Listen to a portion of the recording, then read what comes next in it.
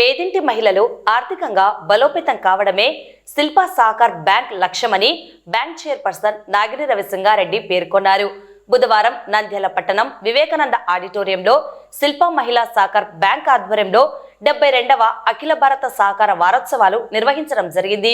ఈ కార్యక్రమానికి ముఖ్య అతిథిగా రామాంజనేయులు, గౌరవ ఆహ్వానితులుగా జిల్లా అధికారులు రుక్సానా బేగం, రాములు, సౌజన్య, శ్రీనివాసులు, భాస్కర్ రెడ్డి, చంద్రశేఖర్ రెడ్డి, నరసింహారెడ్డి, శిల్పా మహిళా సహకార్ బ్యాంక్ డైరెక్టర్ పూర్ణిమ, మేనేజర్ హరిలీల, లక్ష్మీనారాయణ మరియు మహిళలు పాల్గొన్నారు.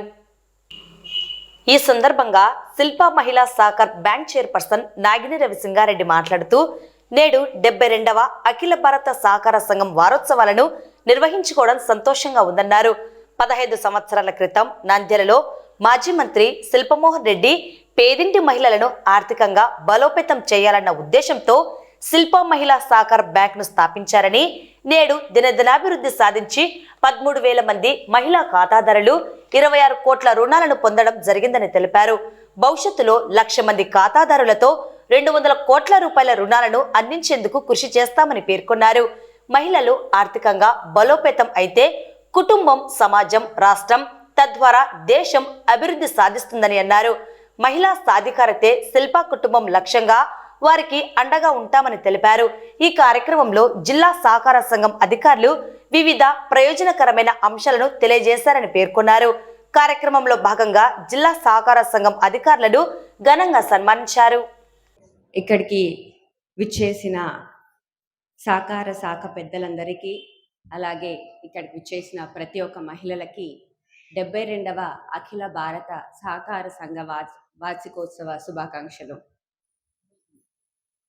మా మామగారు శ్రీ శిల్పా మోహన్ రెడ్డి గారు 15 ఏళ్ల క్రితం కేవలం ఒకటే విజన్, ఒకటే లక్ష్యం, మహిళలు ఆర్థికంగా బలోపేతం అవ్వాలని, వాళ్ళకి స్వయం ఉపాధి కల్పించాలన్న ఓన్లీ లక్ష్యంతో మరి మన సహకార సంఘం శిల్పా మహిళా సహకార్ని స్థాపించడం జరిగింది. మీరు అడగవచ్చు, మహిళలకు మాత్రమే ఎందుకు అని. ఇది ప్రతి మీటింగ్లో చెప్తాను, ఇప్పుడు కూడా చెప్తున్నాను. మా మామగారు శిల్పా మోహన్ రెడ్డి గారు ఒక ఇంట్లో ఒక మహిళ తను చదువుకున్న, 4 రాళ్ళు సంపాదించిన, ఒక విద్య వచ్చిన, తన వరకే కాదు తన కుటుంబం, తన వీధి, అలాగనే తన రాష్ట్రం, దేశం కూడా బాగుపడుతుందని గట్టిగా నమ్ముతారు ఆయన. అందుకనే మా ఇంట్లో ఎంతమంది మహిళలు ఉన్నా కోడల్ని, కూతురు, మనవరాల్ని కూడా ఈ మధ్యన పనిచేయమని అడుగుతున్నారు మా మామగారు. సో మా ఇంట్లో ప్రతి ఒక్క మహిళ కూడా, అది వ్యాపారం కానివ్వండి, రాజకీయం కానీ, ఆయన ముందుండి మమ్మల్ని నడిపిస్తూ ఉంటాడు. సో అది చెప్పి ఇందాక పెద్దలు చెప్పారు, మేనేజర్ గారు కూడా చెప్పారు, 15 సంవత్సరాల నుంచి 26 కోట్ల రూపాయలు రుణాలు ఇవ్వడం జరిగింది. అది మామూలు విషయం కాదు. అండ్ ఇందులో 13,000 మంది మహిళలకి రుణాలు అందినాయి. 13,000 మంది మహిళలంటే 13,000 కుటుంబాలని మనం అంచనా వేసుకోవాలి. మరి ఈరోజు దీనివల్ల మాకు వచ్చే లబ్ధి ఏంటి, మేనేజ్మెంట్గా మాకు వచ్చే లబ్ధి ఏంటి అని ఒక్కసారి ఎవరైనా ఆలోచించారా?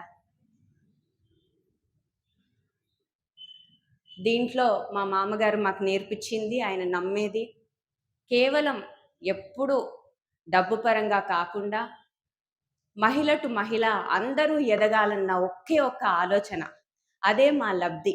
మీ ఆశీర్వాదం, మీరు పెరగడం, మన నంద్యాల పెరగడం మాత్రమే మేము కావాలనుకుంటున్నాం. కాబట్టి అదే మాకు బిగ్గెస్ట్ లబ్ధి అనుకోవచ్చు. 10 మంది ఇక్కడ కలిసినప్పుడు 10 ఆలోచనలు పెరుగుతాయి, 10 విషయాలు మీరు నేర్చుకుంటారు. ఇందాక సార్ గారు చెప్పారు హోమ్ స్టే గురించి, దాని గురించి ముందు నాకు అసలు తెలియదు. సర్టిఫికెట్స్ గురించి చెప్పారు, మీరు అమ్ముకోవడానికి ఇన్ టూరిస్ట్ స్పాట్స్, దీని గురించి కూడా మనకు తెలిసి ఉండదు. సో ఇప్పుడు తెలిసింది. సో ఇలా మీరు వచ్చినప్పుడు 10 విషయాలు నేర్చుకుంటారు.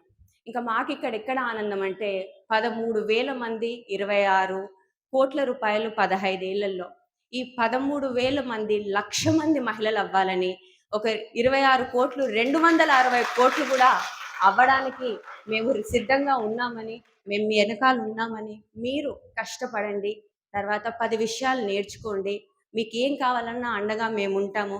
ఇలాంటి మంచి సభ్యులు, ఈ సహకార సంఘాల వల్ల కూడా మేము చాలా నేర్చుకుంటున్నాము. సార్ మీ సూచనలు, మీ ఇన్ఫర్మేషన్ అంతా ఇచ్చినందుకు కూడా థ్యాంక్ యూ సో మచ్. మేము అడిగిన వెంటనే వచ్చినందుకు కూడా థ్యాంక్ యూ సో మచ్. ముఖ్యంగా నరసింహారెడ్డి గారికి థ్యాంక్ యూ సో మచ్. ఈ అవకాశం ఇచ్చిన మీ అందరికీ థ్యాంక్ యూ. సెలవు తీసుకుంటాం. ఎందుకు పొదుపు మహిళలు అంటే, ఒక కుటుంబం ఆర్థికంగా ముందుకు రావాలంటే ఖచ్చితంగా కుటుంబంలో మహిళ అంతో ఇంతో పొదుపు చేసి ఆ కుటుంబాన్ని ఆర్థికంగా ముందుకు రావడానికి చేసుకున్న పొదుపుని ఉపయోగించుకొని ఎటువంటి ఆటంకాలు రాకుండా భవిష్యత్తులో కుటుంబాన్ని సక్రమంగా నడిపించడానికి ప్రతి ఒక్క మహిళ పొదుపు అనేది నేర్చుకొని ఆర్థిక వ్యవస్థలో ముందుండాలనే సంకల్పంతో దాదాపు 35 ఏళ్ల క్రితం ఈ పొదుపు గ్రూపుల వ్యవస్థ అనేది మన రాష్ట్ర ప్రభుత్వం ప్రవేశపెట్టింది. మొట్టమొదటిసారిగా 10 మంది సభ్యులు ఒక సంఘంగా ఏర్పడి, అలాగే సమాఖ్యగా ఏర్పడి, ఆ తర్వాత టౌన్ లెవెల్ ఫెడరేషను, లేకుంటే పెద్ద ఎత్తున మన శిల్ప సహకార సమితి అంటే 15,000 మంది నిజంగా ఉంటారు. 15,000 మంది దగ్గర 15,000 మంది సభ్యులతో అతిపెద్ద వ్యవస్థ అనుకుంటారు రాష్ట్రంలోనే శిల్ప సేవా సహకార సమితి అనేది. వారికి చిన్న చిన్న మొత్తాలతో రుణాలు ఇచ్చి, వారిలోని ఏదన్నా చేతి వృత్తిలో వాళ్ళకు నైపుణ్యాలు ఇచ్చి, టెక్నికల్గా సపోర్ట్ ఇచ్చి, లైవ్లీహుడ్ యాక్టివిటీస్లో వాళ్ళని ఇన్వాల్వ్ చేసి, వారు చేసిన వృత్తుల్ని అలాగే ఎక్కడైనా కూడా ప్లేసెస్లో పెట్టి, మార్కెట్లో పెట్టి వాళ్ళని అమ్మి ఆర్థికంగా ముందుకు తేవడానికి వాళ్ళు ఎంతో కృషి చేస్తున్నారు. అందాక నరసింహారెడ్డి సార్ అన్నారు, తీసుకున్న రుణాన్ని సద్వినియోగం చేసుకోవాలనేది. ఖచ్చితంగా తీసుకున్న గ్రూప్ సభ్యులు ప్రతి ఒక్కటి ఆ రుణం ఏముందో భర్తలు కానీ పిల్లల చదువులు కానీ పెడుతుంటారు, వాళ్ళకి పెట్టాలా. కానీ మనము రుణం తీర్చాలంటే ఖచ్చితంగా ఏదో ఒక చేసుకోవాలి, వర్క్ చేసుకోవాలి, ఉపాధి చేసుకోవాలి. మీకు నచ్చిన అంశం శారీ డిజైన్స్ కానీ, అలాగే జాకెట్ ఫాలింగ్స్ చేయడం కానీ, జాకెట్స్, అలాగే ఎంబ్రాయిడింగ్, రకరకాల పనులు ఉంటాయి. మీకు నచ్చిన అంశాలను ఏదైనా కూడా మేడం వాళ్ళు ట్రైనింగ్ ఇస్తారు. అలాగే మా ఆర్సిటిసి వాళ్ళు కూడా రాయలసీమ కోఆపరేటివ్ ట్రైనింగ్ కాలేజ్ ద్వారా మీకు, అలాగే సిండికేట్ బ్యాంక్ వాళ్ళు కూడా మీకు ఉచితంగా ట్రైనింగ్ ఇస్తారు. మీకు ఎలాగో పెద్ద సంస్థ మనకు శిల్ప సేవా సహకార సంస్థ అంటే ఆల్రెడీ చెప్పా, రాష్ట్రంలోనే అతిపెద్ద ఒక సహకార సేవా సమితి. గత 15 ఏళ్ల నుంచి చాలా సమర్థవంతంగా జరుపుతున్నారు. 4 years 5 years బ్యాక్ నేను ఆల్రెడీ ఒకసారి ఇక్కడికి ఇదే హాల్లో వచ్చాను. రీసెంట్గా 4 నెలల క్రితం ఇక్కడ డిస్ట్రిక్ట్ కోఆపరేటివ్ ఆఫీసర్గా ఛార్జ్ తీసుకున్నాను. సంఘ సభ్యులు ఏదైనా అవసరం ఉంటే ఖచ్చితంగా నా వంతు నేను ఖచ్చితంగా కృషి చేస్తాను. భవిష్యత్తులో ఈ శిల్ప సేవా సహకార సమితికి ఎటువంటి లక్ష్యాలున్నా నా వంతు సహాయం చేస్తాను.